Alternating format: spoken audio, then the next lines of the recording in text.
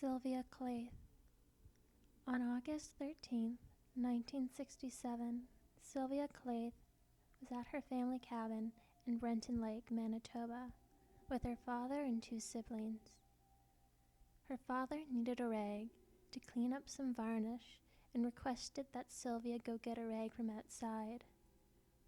After this, a verbal disagreement broke out and Sylvia went into her bedroom for a short while. The extent of the disagreement was not reported on. At around 11 a.m., following the verbal disagreement between Sylvia and her father, Sylvia left the cabin without saying anything. Sylvia left the home wearing only a blouse, shorts, and sandals. She did not take any other belongings with her. She did not return for lunch at 2 p.m. and her father then reported her missing. A ground search of the bush surrounding the Klayh cabin failed to locate any trace of her.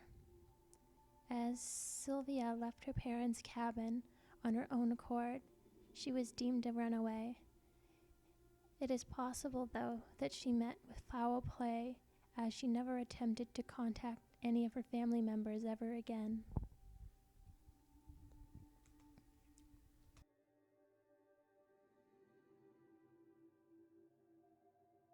On October 22, 1988, in the early evenings, Betsy Owens was playing volleyball at her local school in Manitoba.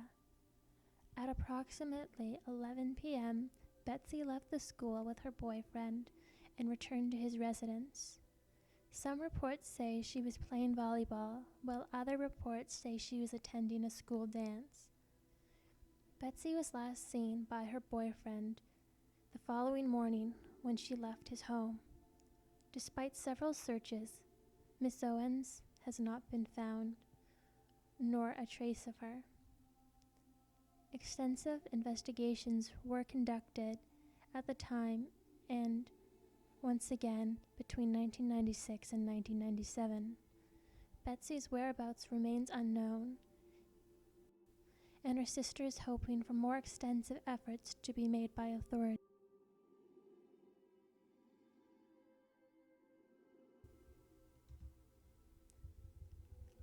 Colombe.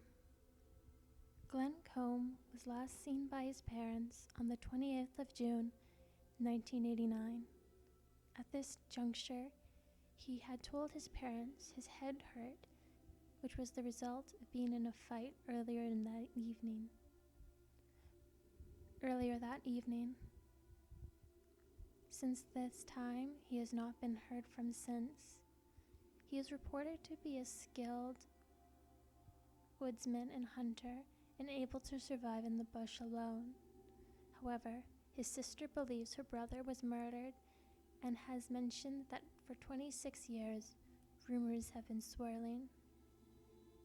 Years after this appearance, one of Glenn's family members said her cousin was drinking with a man at a bar who said he knows where Colombe is buried and mentioned an old cemetery close to where he was last seen. The RCMP confirms officers were in the Cross Lake area, but wouldn't say why, as it is an open investigation. There have been no updates since.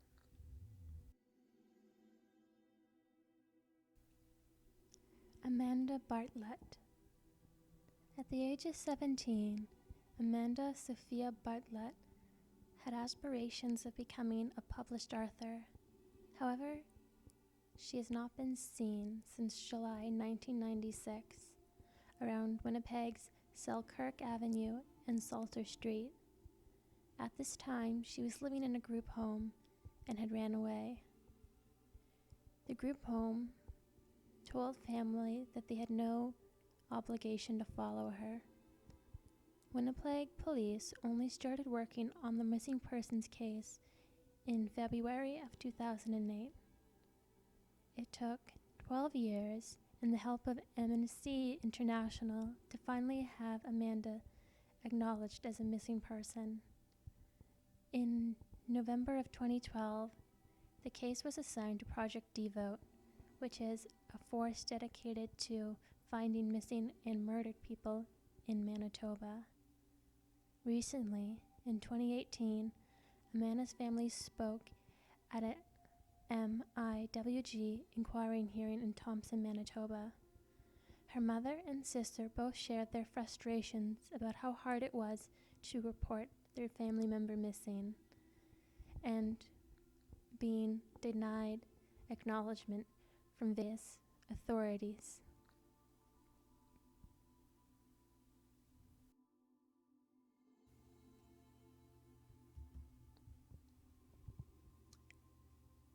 Yannsie. On June 26, 1974, the Churchill RCMP received a report that Yannsie had gone missing. Annie was last seen by a taxi cab driver on June 22, 1974. At this time, she was in the company of a male friend. Note that at this time, Annie was 13, and the gentleman she was with was described as being in his 20s. At this time, Annie was described as appearing extremely intoxicated. The pair requested the cab driver take them to a nearby gravel pit, not necessarily an unusual location, as the pit was a popular spot for parties and hangouts. The older man in Annie's company requested the cab driver pick them off at the same location they were dropped off. However, when the cab returned hours later, he found the older gentleman, drunker than before, without Annie. The gravel pit and the other surrounding areas were extensively searched on foot and by air. Police dogs were also used. Following the 2 weeks after her disappearance, the Churchill community teamed together to find her with no luck. And all results were met with negative results. The man in Annie's company was questioned by her sister. However, he maintained that he was blackout drunk and has no idea what happened to Annie. The man has since passed away, and Annie's whereabouts are still unknown.